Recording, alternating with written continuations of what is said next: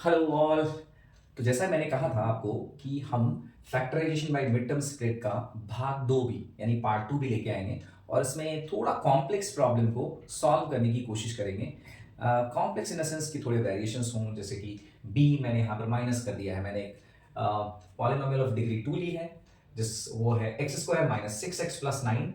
अब इसमें अगर आप कंपेयर करेंगे इसको, पिछला जो इक्वेशन लिखा था मैंने A X square plus B X plus C से, तो आपको पता चलेगा कि a इज इक्वल टू 1 है, लेकिन b यहाँ पर माइनस सिक्स हो गया और c 9 है। तो थोड़ा सा ये डिफरेंट है पिछली बार की तरह जिसमें सिर्फ पॉजिटिव पॉजिटिव थे।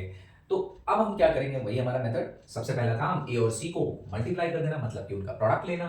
तो 1 एंड मल्टीप्लाई बाय 9 इज 9। अब 9 की फैक्टराइजेशन कर दी हमने। 9 के कितने फैक्टर्स हो सकते हैं और क्या क्या फैक्टर हो सकते हैं? 3 मल्टीप्लाइड बाय 3, 1 मल्टीप्लाइड बाय 9, या 9 मल्टीप्लाइड बाय 1, या फिर -3 मल्टीप्लाइड बाय -3। यस। अब आपको देखना है कि इन तीन जो फैक्टर के जोड़े हैं, इन तीनों जोड़े में से कौन सा सुटेबल है हमारे लिए।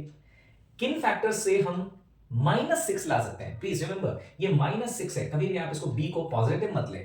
ये -6 है, तो कौन सा इनमें जोड़ा है जो -6 ला सकता है? अब 3 और 3 से -6 तो नहीं आ सकता, क्योंकि 3 - 3 तो 0, या 3 + 3 तो 6 आएगा, तो -6 तो नहीं आया। 9 1 से आप 9 - 1 8 ला सकते हैं, या 9 + 1 10 ला सकते हैं, तो 9 और 1 से भी -6 नहीं आया। तो एक ही बचा -3 एंड -3 से। कैसे आ सकता है? -6, तो -3 प्लस -3, तो -3 विच इज -6। हमारा प्रॉब्लम सॉल्व। तो हमारा ये फैक्टर यहां पर काम आ रहा है, -3 और -3। तो हमारा जो ये टर्म है ना -6x, इसको हमने दो टर्म्स में स्प्लिट करना है। तो ये चीज तो मैंने आपको बताई दी। अब ये कैसे स्प्लिट होगा? तो -6 को ध्यान से देखिएगा, -3 और -3x में कर दिया हमने। -3x and -3x mid term split हो गया। -6x को लिख सकते हैं ना, -3x एंड -3x कर दिया हमने। अब क्या करा हमने, पहले दो टर्म ले लिए और फिर बाद के दो टर्म ले लिए। पहले दो टर्म में x कॉमन दिख रहा था, यहाँ एक्स स्क्वायर और यहाँ x, तो हमने x कॉमन ले लिया। डिस्ट्रीब्यूटिव लॉ आप ले सकते हैं, अगर दो टर्म्स में कुछ कॉमन है तो आप उसको कॉमन को बाहर ले लीजिए, तो अंदर बचेगा x और -3। फिर यहाँ पे आप ध्यान रखिए, यहाँ पे माइनस टर्म है और यहाँ प्लस टर्म है, तो जब आप माइनस कॉमन लेते हैं -3, तो ये तो आपका x रह जाएगा, राइट। लेकिन -3 कॉमन लेने पे ये -3 हो जाएगा। क्यों? क्योंकि -3 को वापस अगर -3 से मल्टीप्लाई करेंगे तो ये +9 होगा, जो कि यहाँ लिखा है। इसलिए ध्यान रखिए, अगर यहाँ माइनस है और यहाँ प्लस है और माइनस कॉमन ले रहे हैं तो ये भी माइनस हो जाएगा। तो दोनों जगह हमें फिर वही सेम टर्म मिले, x-3 और x-3। अब इन दोनों में से हमने क्या करा, x-3 और x-3 को कॉमन ले लिया, नीचे से। और जब हम कॉमन लेंगे x-3 दोनों टर्म्स में से, तो हमारे पहले क्या बचेगा, तो पहले वाले टर्म्स में से ये बच गया भाई साहब, तो ये यहां लिख दिया हमने। और दूसरे वाले टर्म में क्या बचा, -3, वो यहां लिखा गया। तो दो फैक्टर हो गए इसके। क्या क्या फैक्टर हुए? x-3 and x-3, which are same factors but there are two factors.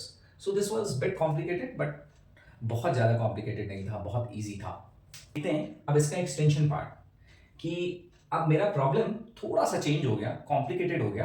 कभी कभी आप देखेंगे कि यहाँ पे √6 भी दे रखा है और यहाँ 6 दे रखा है, तो x² -2√6x एंड +6। अब इनका फैक्टर कैसे करेंगे यार, ये यहाँ तो √6 आ गया।